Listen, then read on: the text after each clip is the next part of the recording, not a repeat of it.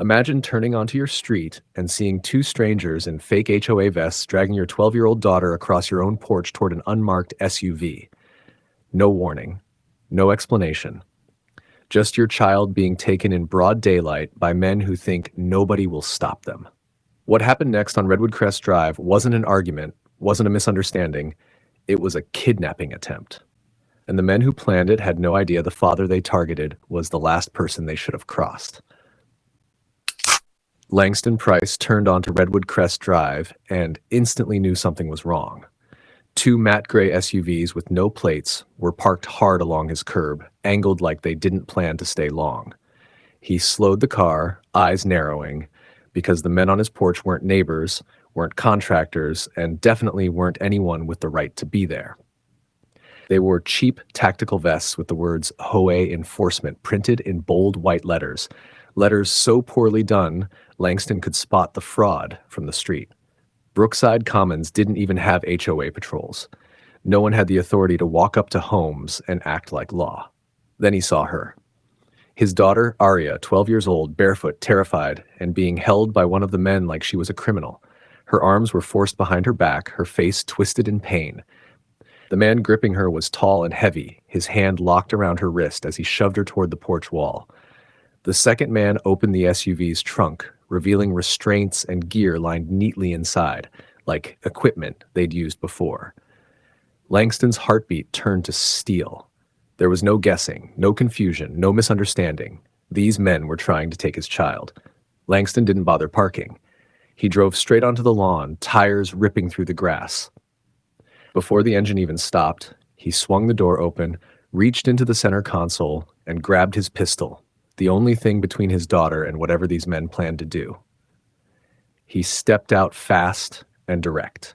The moment the men heard the engine shut off, the stocky one jerked Aria harder, pulling her hair to force her forward.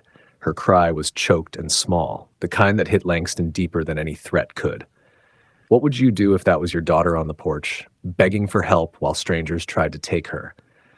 Before we go further, what city or country are you watching from right now?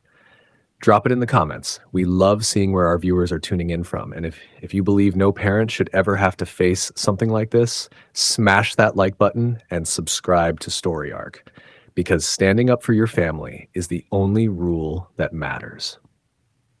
The second man turned, surprised to see Langston standing there, gun drawn, eyes locked, no hesitation in him at all. Langston moved in a straight line toward them, slow and deliberate, pistol aimed at the man holding his daughter. Grass crunched under every step as his focus sharpened to one single point: get Aria free. The first man froze. The second, Lyle Brenner, reached toward his hip. Langston didn't blink. He raised the pistol higher, voice low and steady as he closed the distance on them, making it clear that whatever they had planned, it ended right here. Langston didn't shout. He didn't warn them.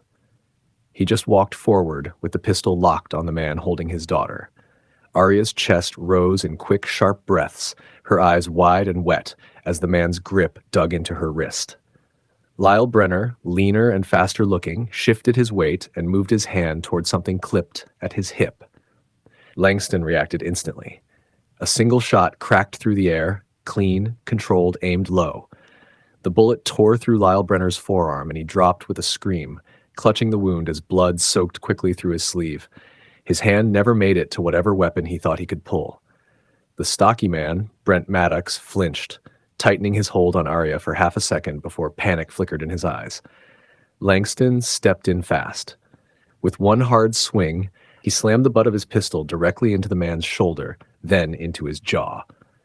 The impact knocked him off balance and his grip finally broke. Aria stumbled forward, tears streaking her cheeks, but Langston caught her with one arm and pushed her behind him without looking away from the attacker.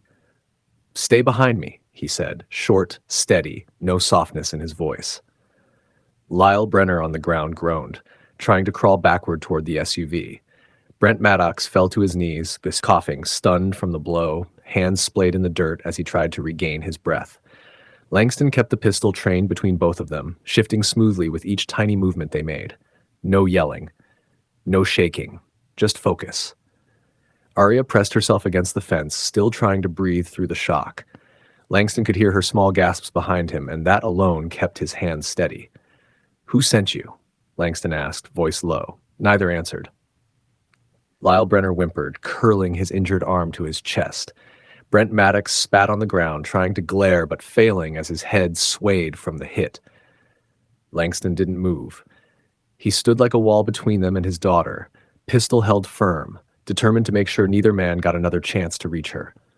The neighborhood around them had gone dead silent. Curtains shifted. Phones were recording. No one stepped outside. No one helped. But everyone saw exactly what was happening. 5 seconds. 10. Then the distant wail of sirens grew louder, closing in fast. Langston didn't lower the gun. He didn't move at all. He was ready for whatever came next. The sirens grew louder until the entire street lit up red and blue. Police cruisers slid to a stop in a tight line across Langston's lawn. Officers jumped out with weapons drawn, shouting orders as they spread out and formed a perimeter. Langston didn't flinch. He slowly lowered the pistol to the grass, placed it down with 2 fingers, and raised both hands high. Officer Jenna Rourke rushed to Aria first, guiding her gently toward a patrol car, while another moved in cautiously toward Langston. He didn't resist. He didn't argue. His expression told them everything. He wasn't the problem here. Then a black SUV rolled up. Different from the kidnappers. Detective Rowan Silva stepped out, plain clothes, badge around his neck, eyes sharp as he scanned the scene. He didn't waste time. He walked straight to Lyle Brenner on the ground, took one look, and his jaw tightened. "Get cuffs on him," Silva said. "His name's Brent Maddox. He's wanted in 2 counties. Impersonation, attempted abduction, extortion, the works." The officers snapped restraints on Brent Maddox while he cried into the dirt. Lyle Brenner was next. When they searched him, they found zip ties, a tranquilizer injector, deck, and fake HOA compliance forms with a forged Bramblewood County seal. One officer held the stack of documents up, brow furrowed. They came prepared. This wasn't random. "It wasn't," Silva confirmed. He pointed toward the SUVs. "These guys are part of a traveling property scam. They hit neighborhoods, pretend to be enforcement, pressure families, and take control of homes before anyone knows what's happening." Langston didn't say a word. He just watched Aria from across the yard as EMT Calder Reyes wrapped a blanket around her shoulders. "The only reason this didn't end worse," Silva added quietly, "is because he showed up when he did." Officers opened the kidnapper's SUV.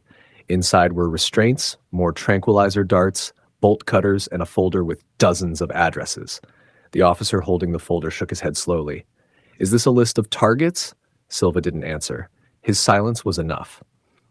Meanwhile, Alden Pierce's phone footage already made its way online. Clips of Langston confronting the men spread across social media within minutes. Langston ignored all of it. His eyes never left his daughter, alive, safe, trembling, but still standing. The trial moved fast because the evidence was impossible to spin. The moment the first clip played on the courtroom screen, the entire room shifted.